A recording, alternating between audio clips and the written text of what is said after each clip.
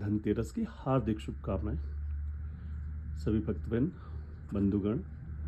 जैसा कि हम सब जानते हैं, धनतेरस आरोग्य के देवता धन्वंतरि जी के आगमन के उपलक्ष्य में मनाया जाता है, जो कि समुद्र मंथन से 14 रत्नों में से निकले हुए एक रत्न है, जो 14वें नंबर पे आए थे अमृत का कलश लेकर। और वो भी ताम पात्र का कलश था जिसके अंदर अमृत भरा हुआ था। और हम सब जानते हैं कि ये विशेष तिथि है। इस तिथि के दिन हमें कुछ ना कुछ क्रय करना चाहिए।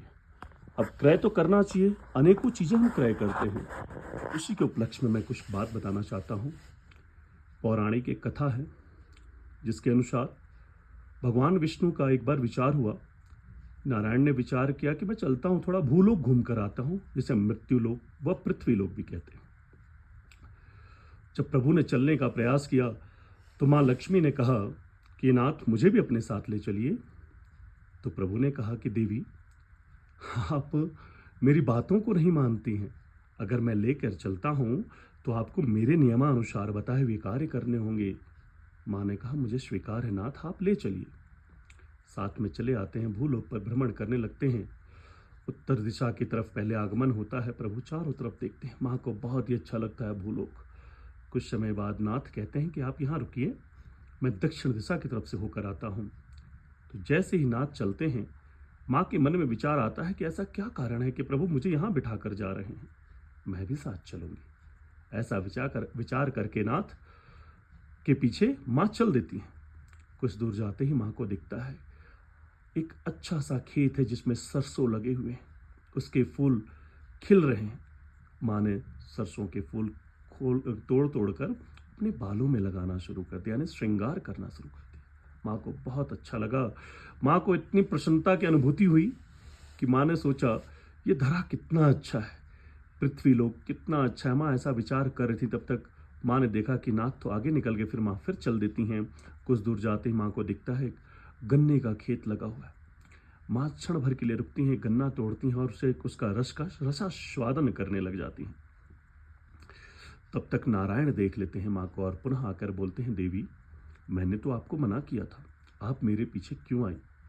और ऊपर से आपने बिना किसान की अनुमति के उसके खेतों से ये गन्ना तोड़ लिया है। आपको मैं श्राप देता हूँ, 12 वर्षों तक इस धरा पर और किसान के घर आपको रहना होगा, पश्चाताप करना होगा। माँ सोच में पड़ जाती कि नाथ इतनी बड़ी सजा मुझे क्यों दे रहे हैं आप? पर माँ को क्या पता था कि नाथ इस धरा का कल्याण करना चाहते थे, हमें कुछ ना कुछ संकेत देना चाहते थे। उसके लिए प्रभु ने ऐसा किया।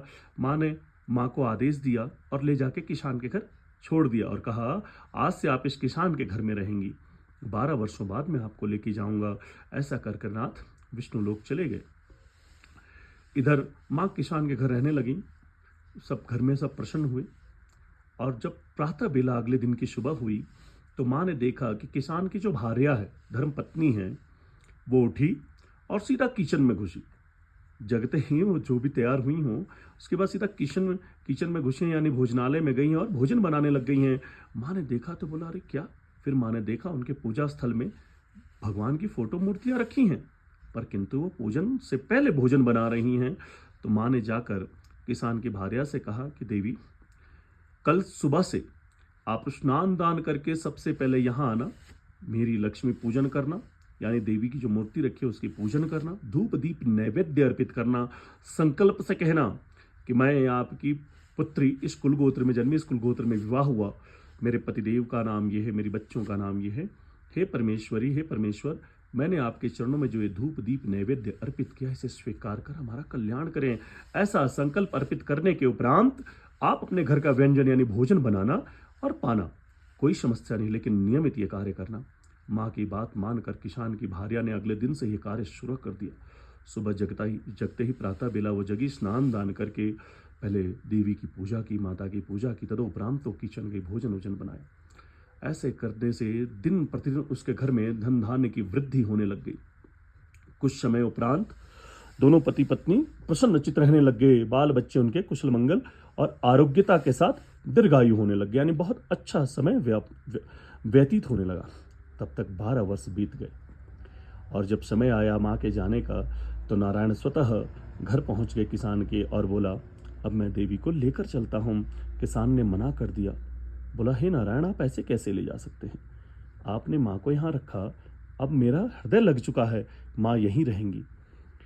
तो प्रभु ने कहा कि हंसते हुए मुस्कुराते हुए मंद मंद मुस्कान से नारायण ने कहा कि बंधु, ये तो चंचल हैं, देवी जी किसी के पास भी नहीं रहती हैं। माँ लक्ष्मी आज किसके पास हैं, कल किसी और के पास चली जाती हैं। कब किसके धन की वृद्धि हो जाए, कब किसके धन खत्म हो जाए, कोई भरोसा नहीं। तो ये निर्णय तो मेरा नहीं है, ये तो इनका है। और ये 12 वर्ष तक यहाँ रहने का असली कारण इनको श्राप था, अन्यथा ये अभी तक यहाँ नहीं रहती। किसान चिंतित हो गया और कहने लग गया, नहीं प्रभु, ऐसे नहीं, मैं माँ को छोड़ नहीं सकता। तब माँ ने जब देखा कि दोनों व्यथित हो रहे हैं, दुखी हो रहे हैं, तो माँ ने कहा, कल तेरस है, कल का कार्य बता रही हूँ जो कल के लिए, वो प्रति वर्ष आपको करना है। क्या करना है? प्रति वर्ष आप एक संध्या के समय, तेरस की संध्या के समय घी का दीपक जलाना और वहीं पे एक ताम पात्र रखना, ताम पात्र में जल व गंगा जल मिश्रित करके 1 का सिक्का डाल देना और मेरी पूजन करना, धूप दीप नैवेद्य अर्पित करना और घी दीपक में इतना भर देना कि मध्य रात्रि तक वो प्रज्वलित हो सके, मध्य रात्रि तक जल सके। तदोपरांत मेरी प्रार्थना करना, संकल्प अर्पित करना और ये प्रतिवर्ष करना, तो मैं तुम्हारे घर निसंदेह रहूँगी। यानी हमें इस कथा से ही पूर्णता प्राप्त हो जाता है कि माँ ने जो कहा, यानी प्रत्येक वर्ष में अगर हम प्रत्येक धनतेरस के दिन ताम पात्र का क्रय करें, प्रत्येक वर्ष खरीदने की आवश्यकता नहीं, एक हमने खरीद लिया एक बार और संध्या में धनतेरस के दिन पूजन में ताम पात्र में जल भरकर उसके अंदर सिक्का एक डाल दें और माँ की पूजन करके वहीं पे रख दें, पूजन स्थल पे ही रख दें। और उस जल का तो निसंदेह हम सब जानते हैं कि ताम पात्र का जल का उपयोग किस चीज़ में होता है। ताम पात्र का जल का उपयोग पीने के लिए औषधि का रूप का कार्य करता है। तो ये भी हमें पता चल जाता है कि धन्वंतरि जी अमृत औषधि जो है वह तामपात्र में लेके आए थे। तो धनतेरस के दिन सबसे उत्तम होता है तामपात्र खरीदना। ये शिक्षाएं हैं जो हमें अपनी पुराणों से मिलते हैं, इसको ग्रहण करें। वह संध्या में आज धनतेरस 7 बजे के बाद से लेकर तकरीबन 8:50 तक या 8:30 बजे तक आप सामान का क्रय, कोई भी सामान जैसे तामपात्र हो, इनका क्रय कर सकते हैं और पूजन उस समय के अंदर ही कर सकते हैं, जो कि सर्वोत्तम रहेगा। चलिए, आप सभी को धनतेरस की हार्दिक शुभकामनाएं। मातेश्वरी लक्ष्मी की, कुबेर की कृपा दृष्टि बनी रहे।